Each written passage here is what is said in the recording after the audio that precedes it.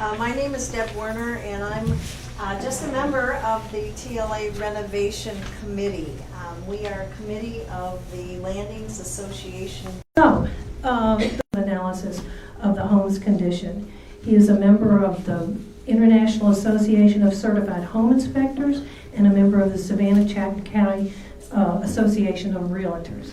So as you can see, their expertise is broad, deep, and varied. So there's a couple of seats down front, newcomers, if you want to come all the way to the front. So we've got the right panel. The plan for tonight is I'm going to let them talk a little bit about what they do, so you get a little better than the sterile bio I just read, and then we're just going to open it up for questions, and you guys are going to run this meeting, hopefully. I have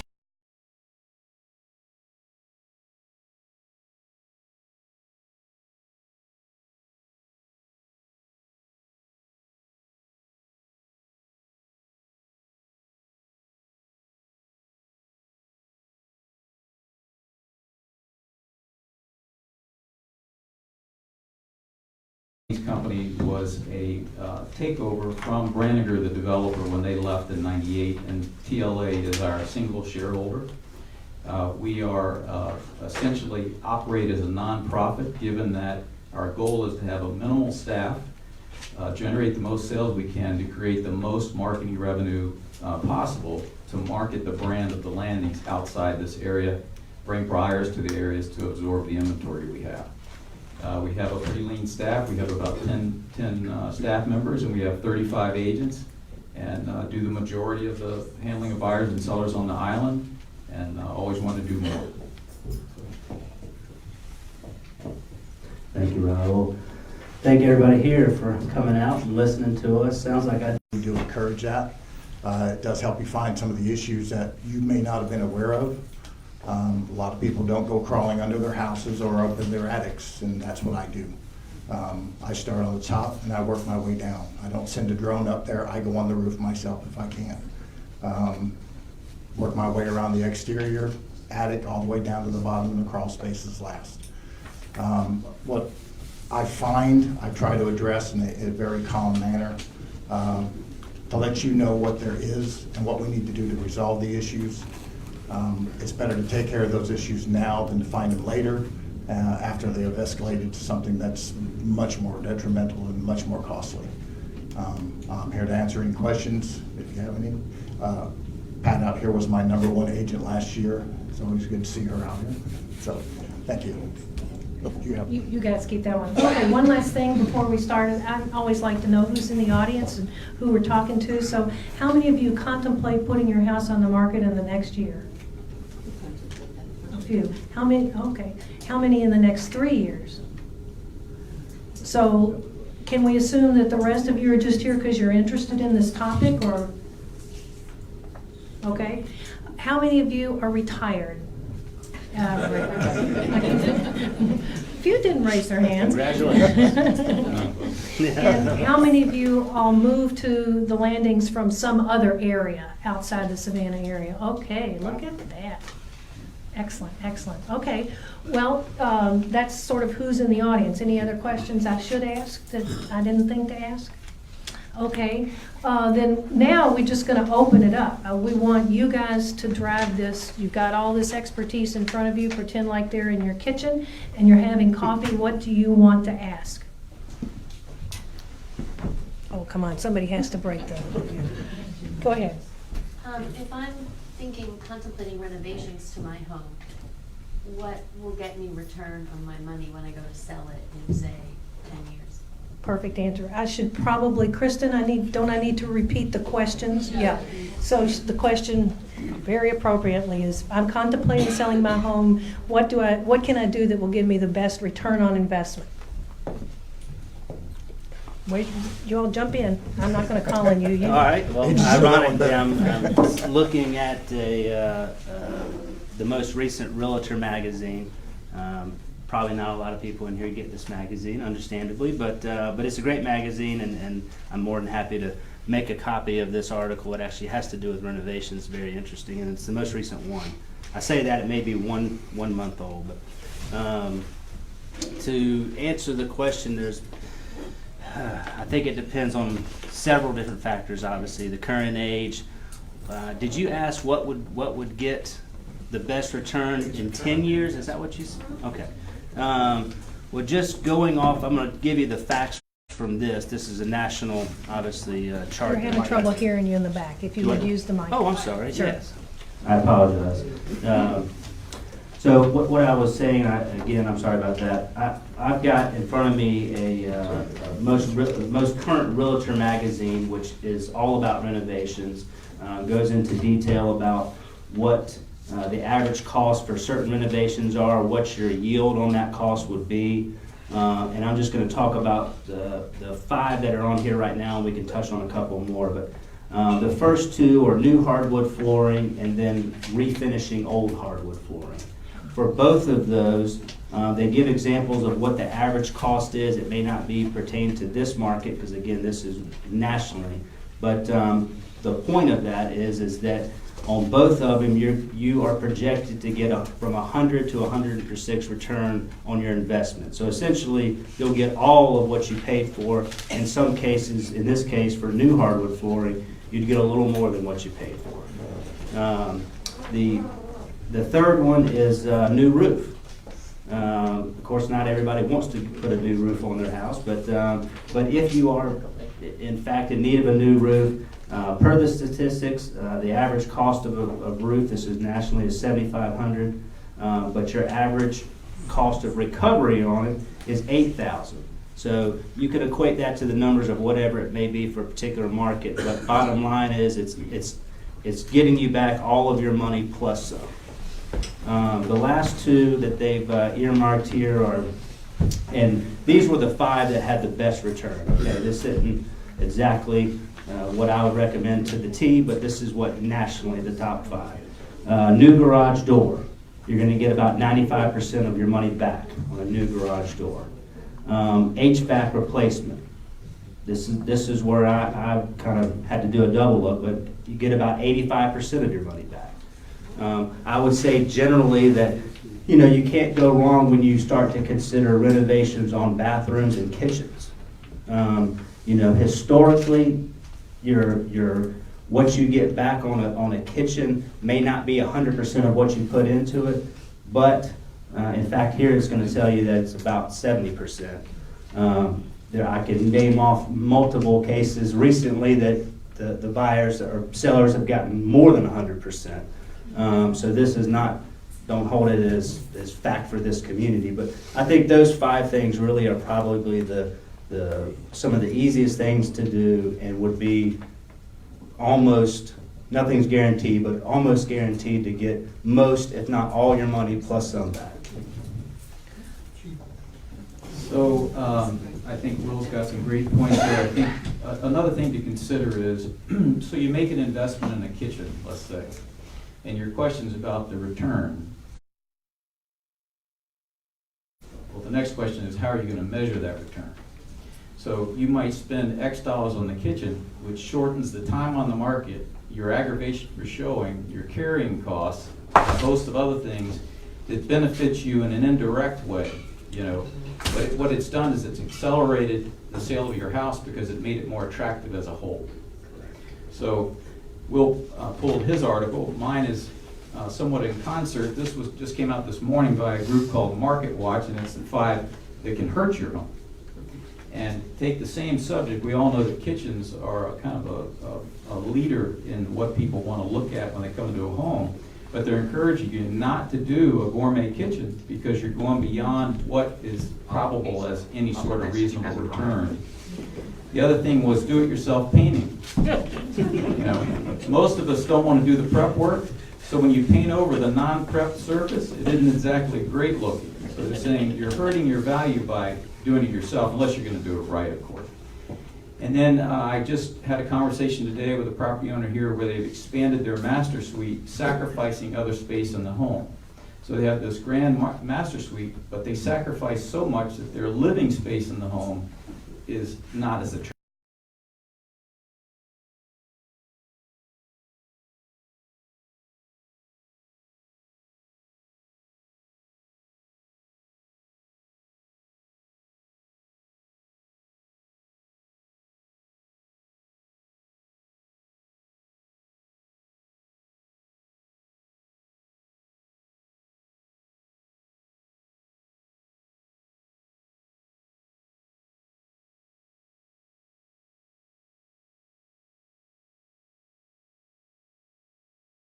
very specific to the individual home.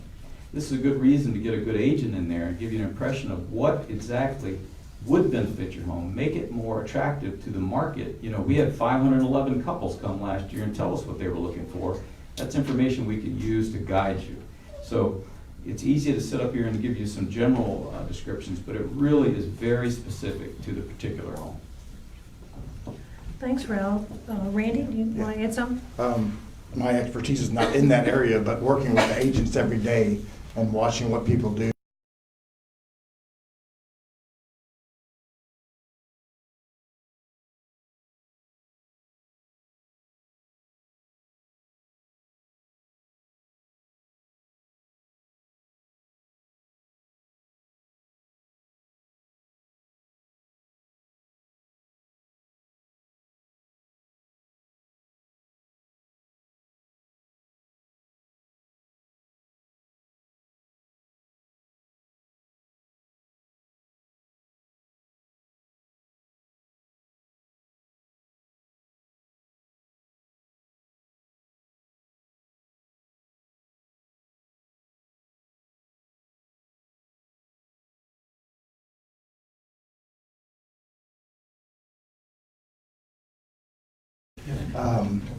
But it's extremely outdated, and like you said, to think to put a pool in there without yet changing the carpet in 35 years was a little outrageous.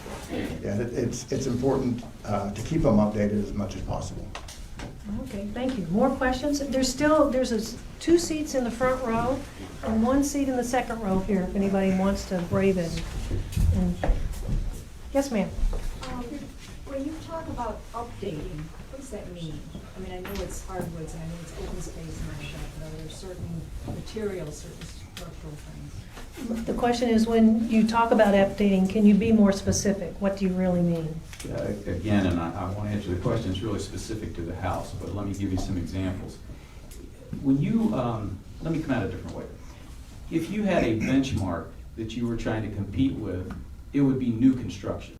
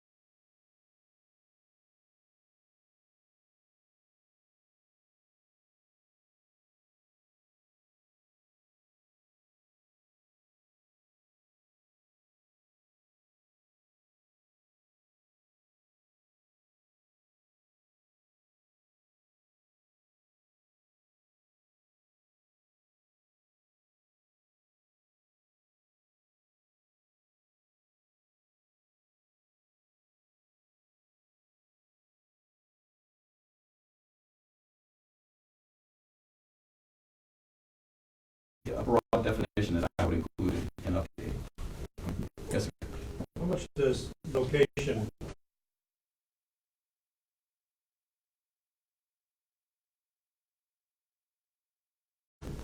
play into the view that you have, play into the decision people make on buying? Sorry. So do you have a marsh view, or do you have a lagoon view, or do you? So, it plays in a lot. You have a young family that might move in here and they don't want to be on a lagoon because they're afraid of children and gators. You have others that would not even think of an interior view because they want something more to look at.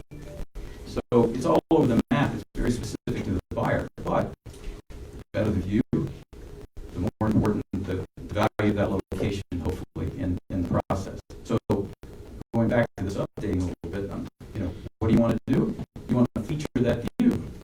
if there's heavy curtains all over the windows, this is part of updating. Let's open it up to what we're selling, which is that beautiful view. So, golf, marsh, intercoastal, interior,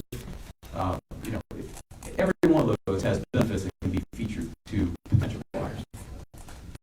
Will, you got something to add? I think Raul was spot on. I mean, it's getting back to a lot. You absolutely wanted to accent the benefits of why you chose that lot, obviously, for golf, the marsh, whatnot. Again, touching on some of the from the earlier question, you mentioned it. Less curtains, absolutely less curtains, higher vanities. People want built-in appliances now. Frameless showers, ADA compliance. The community as a whole has really taken on a new buyers, meaning that the demographics of the buyers 25, 35 years ago have changed completely. So now we do have young families coming in here and taking into consideration things like location, marsh, next to ponds, whatnot. And of course, they are going to be looking at certain features within the home, certain updates, quartz countertops, stuff like that. That people are looking, little things like that buyers are looking at. Yeah. Question? Yes, ma'am. Earlier you mentioned the home inspection. Yes, ma'am. Roughly, how do you charge for those? Square foot. Mine is strictly by square foot. So the question is, how do you charge for home inspections? Yes. It's by the square foot. So if you have a 4,000 square foot house that's 15 years old, that doesn't differ from a 4,000 square foot house that's 30 years old. No, I do the ones downtown that are 1,900. And if it's 4,000 square feet, that's what I charge. It's based strictly on square footage. I just have to know that as I'm going in, when I go online and pull all the information for that house, square footage, crawl space, and then the agent will tell me exactly what I'm going to be looking for as far as plumbing, HVAC, water heaters, electrical, and key, some of the things that I have to look for, especially even during remodels. When there's been a remodel in the structure, were all the components properly installed for the date of installation, and did they meet the current code at that time? So where do you find that? Is that a public database? Can I look at that? A lot of it's on Zillow, and a lot of it's in the MLS. What is the charge per square foot? What is the charge per square foot? It's $10 per 100 square feet. $10.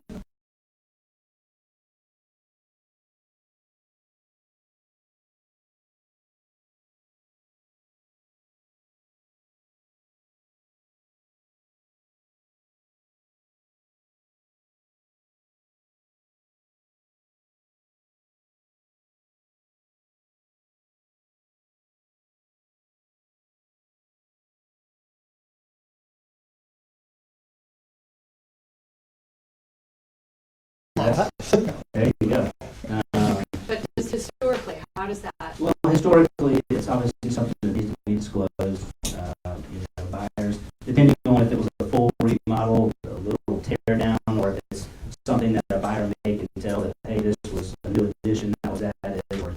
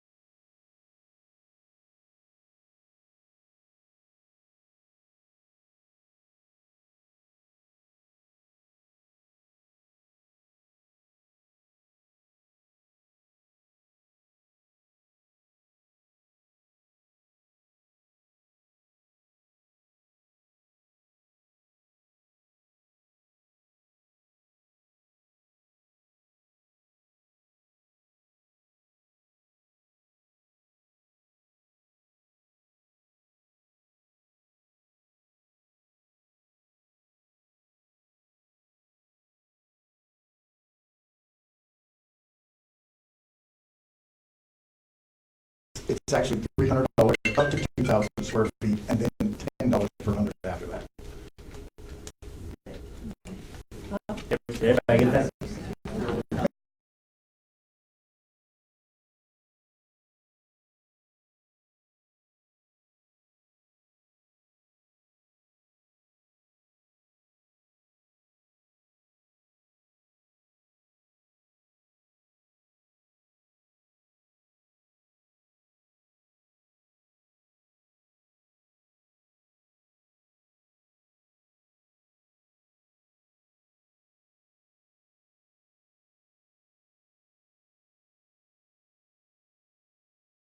I do not personally think it's going to have a huge impact where it should be of concern and people can't sleep at night. Do I believe that there's going to be an inventory of homes that come on the market? Absolutely. But right now, you know, just as one example, in a community that our company services in Beaufort, South Carolina, we're the on-site sales team for a community called Daltall Island. Built 30 years ago, very similar to the Landings as far as it was a publicly traded company. They put a bunch of money into it, very nice amenities, much smaller scale than this. There's about 1,000 rooftops in that community, and there's 98 homes on the market. So it's about 10%. And that is very typical. So yes, I do foresee some homes. I'm sure I will foresee some homes that will be coming on the market because of Thrive. Diane and her renovation committee are working on this, is before and after, here's what you can do, and these are the results you can enjoy. Because 95% of America has no vision. It's not a criticism, it's just most people cannot take this house that's 45 years old, update it in their mind, and have a picture of where they want to go. So that's part of the job of the agent and other professionals that were brought in, because the big sale here is get them excited about living this lifestyle that we all enjoy. Keep that excitement high while you figure out how you're going to solve the house question. So it's a big issue. Diane, do you want to say anything about activity? No. I think Ralph covered it. Oh, thank you. Okay. It's killing me not to say anything. So we're over time, but we'll go one more, okay? As having sold in this community for 20 years, my first suggestion would be the most important thing is to have your house crystal clean. I mean, really clean and deep. Wait, I'm not going to capture this. People want to say, so you say it. I said the most important thing I would say is that you need to make sure your house is crystal clean and decluttered. And then that's the most exciting starting point. And when I'm selling the Landings, I am always telling them that